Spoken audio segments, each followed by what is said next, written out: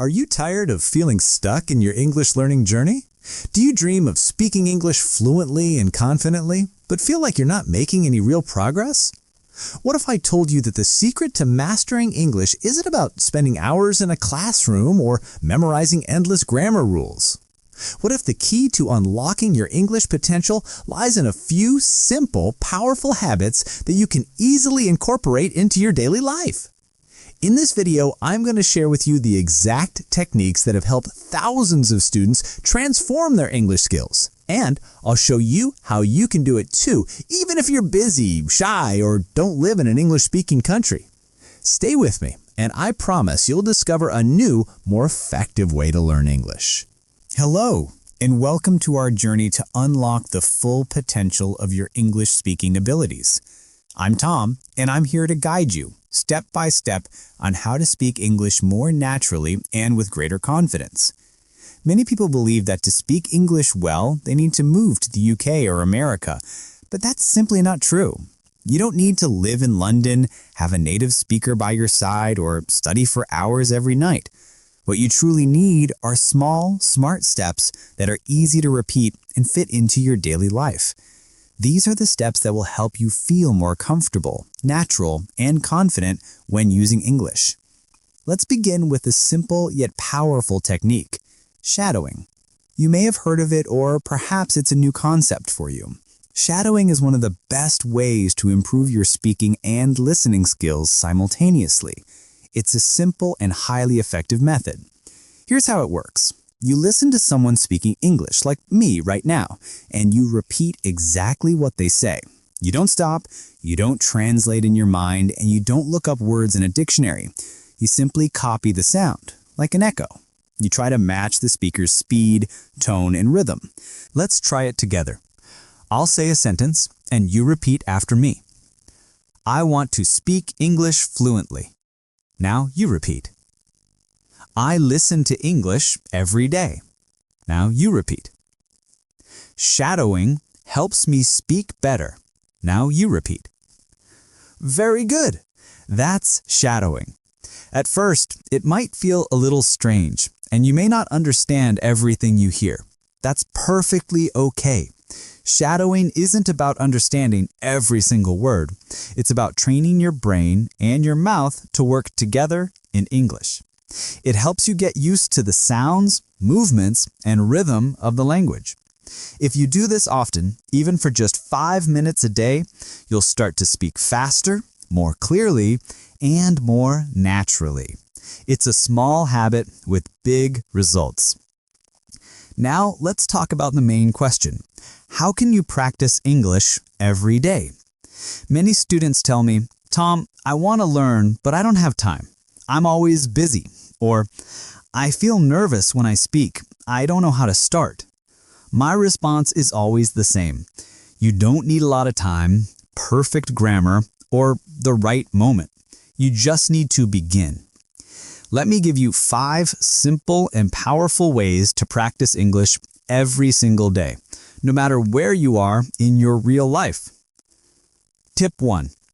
Listen to English every day. This is the most important step. If you want to speak better, you must listen more every day.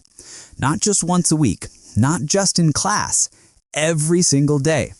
Listening helps you learn new words, hear the real rhythm of English, and trains your ears to understand faster.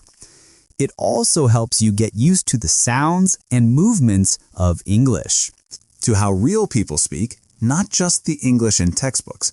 So how can you do it? You can listen to podcasts like this one.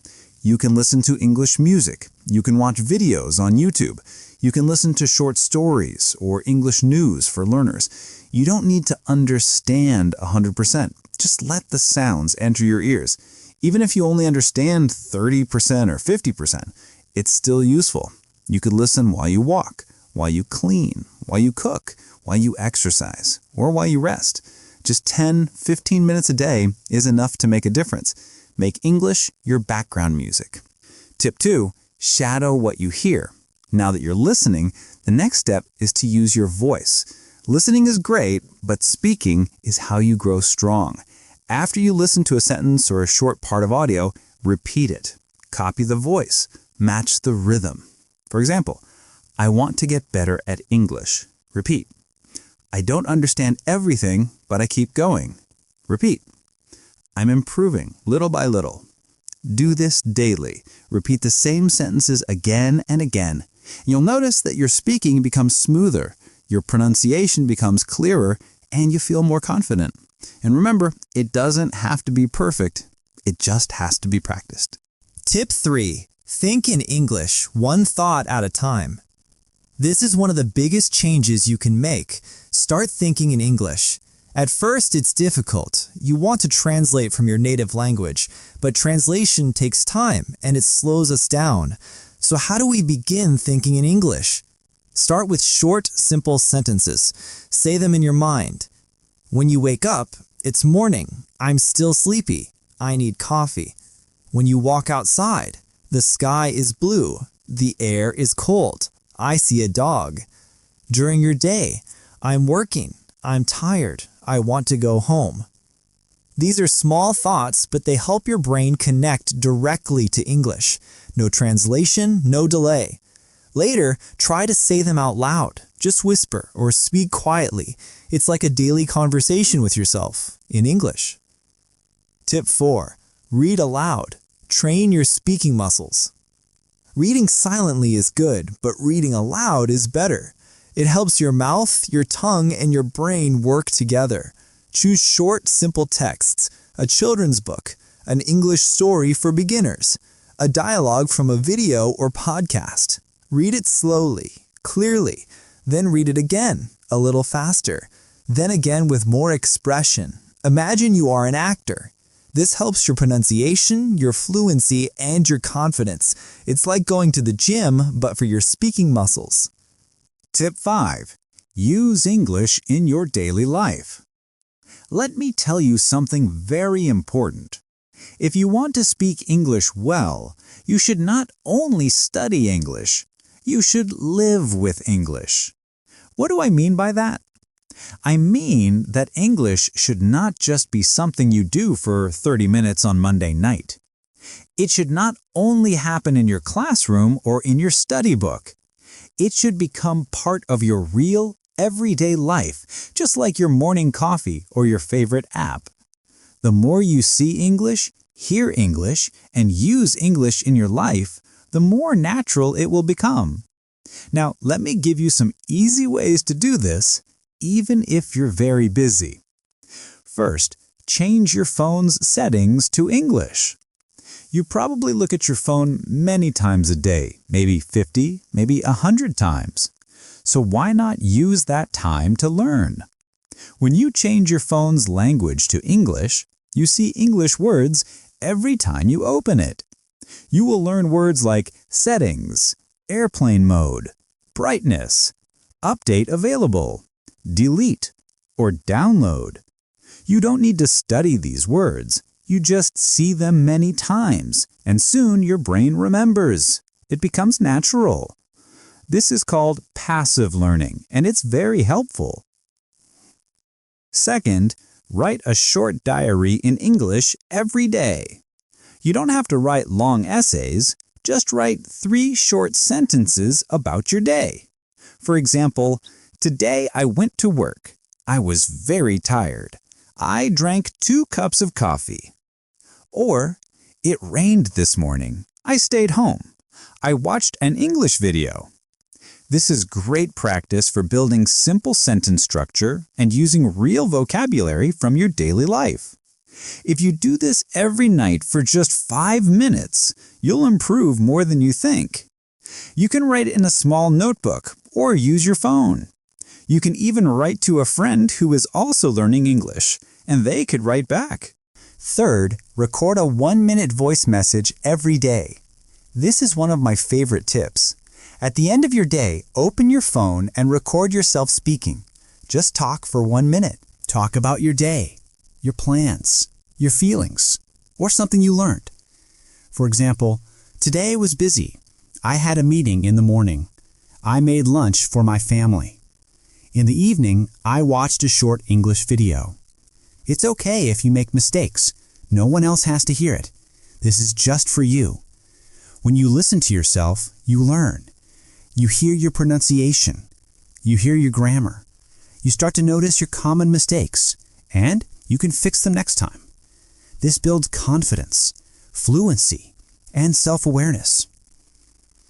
Fourth, join an English speaking group online.